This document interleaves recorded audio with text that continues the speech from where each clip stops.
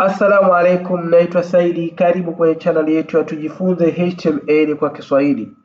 Mpenzi mtazamaji, ni kwa takriban video 30 tumekuwa tukijifunza HTML hatua kwa hatua. Kama wewe ni katika wale ambao wamekuwa wakitufuatilia kuanzia video namba 1 mpaka kufikia video namba 30, bila shaka umeweza kujifunza vya kutosha kuhusiana na HTML. Na leo tutaenda kuangalia kitu chengine ambacho ni bora na chenye kuvutia katika HTML. Kitu hicho si chengine, ni layout. Tupo pamoja? Lakini nitoe tahadhari. Ikiwa hii ndio video yako ya mwanzo kabisa, itakuwa vigumu kuweza kuelewa kwa tuliokusudia kuyafanya katika video hii. Hivyo basi, nikuombe ufuatilie kuanzia video nambari 1 mpaka kufikia video hii ili uweze kufanikiwa kwa kile ambacho umekikusudia na sisi tulichokikusudia kuweza kuwafahamisha watu kwa urahisi juu ya utumiaji wa HTML katika utengenezaji wa website na mambo mengine. Okay. Kama tulivyosema kwamba leo tunaenda kujifunza kitu kingine ambacho ni layout. Kitu cha mwanzo kabisa cha kuweza kukifahamu ni kujiuliza ni nini maana ya layout.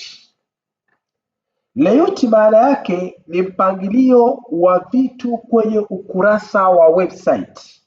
Yaani ni ule mpangilio wa sehemu mbalimbali za website zinavyopangwa kama vile header, nav, content, footer na vitu vingine. Ule mpangilio ambao unavyoonyesha vitu hivyo kwa uzuri ndio tunauita nav. Kwa mfano hapa tuangalie nav ambayo tayari tumeshaitengeneza. Okay, tuingie hapa. Hapa. Okay. Unaona hiyo hapo ndio layout ambayo tayari tumeshaitengeneza. Sasa kitu chengine ambacho tunapaswa kukifahamu ni kufahamu au kuelewa umuhimu wa hii layout. Kwa nini layout ni muhimu? Layout ni muhimu kwa sababu kwanza kabisa layout inaifanya website ionekane safi na nzuri. Kama tunavyoiona layout yetu hii hapa yenye kuvutia, kila kitu kimewekwa vizuri na chenye kuvutia. Tupo pamoja? Pili, inamrahisishia mtumiaji kuelewa website. Layout inamsaidia yule ambaye anatumia website kuweza kuitumia kwa wepesi. Kwa mfano hapa kuna home, kuna HTML. Kwa hiyo akitaka taarifa zinazohusiana na HTML bila shaka ataingia katika linki hapa. Akitaka taarifa zinazohusiana na CSS ataingia hapa, Laravel ataingia hapa na mambo mengine, contact ataingia katika sehemu hii. Hayo ni katika umuhimu au faida za layout katika website au katika HTML. Pia bila ya layout website inakuwa ovyo kabisa kama vile maandishi tu ya kawaida. Layout ndio inaifanya website ionekane vizuri. Tupo pamoja? Okay. Sasa tuangalie baadhi ya sehemu za layout. Layout imejumuisha sehemu mbalimbali. Miongoni mwa sehemu hizo ni sehemu za header. Header ni hii sehemu ya juu ambayo tunaiona hapa. Halafu kuna sehemu nyingine inayoitwa sehemu ya nav. Nav ni hii sehemu ambayo zimekaa hizi linki kiwemo home, HTML kwa hapa, CSS, Laravel, contact na vingine kama itakuwa vimewekwa katika layout husika. Lakini kitu kingine ni content.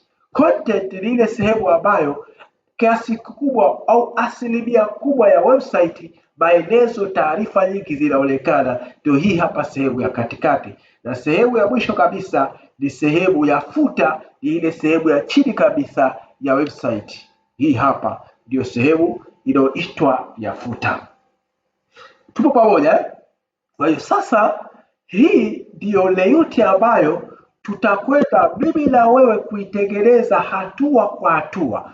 Usishtuke kwa kuona layout hii ambayo tayari imeshatengenezwa ukasema vipi utaweza na wewe kutengeneza layout hii. Bila shaka utaweza, ni rahisi. Tutakwenda hatua kwa hatua katika kuitengeneza na kuhakikisha kila mmoja ameweza kutengeneza layout bila ya tatizo lolote.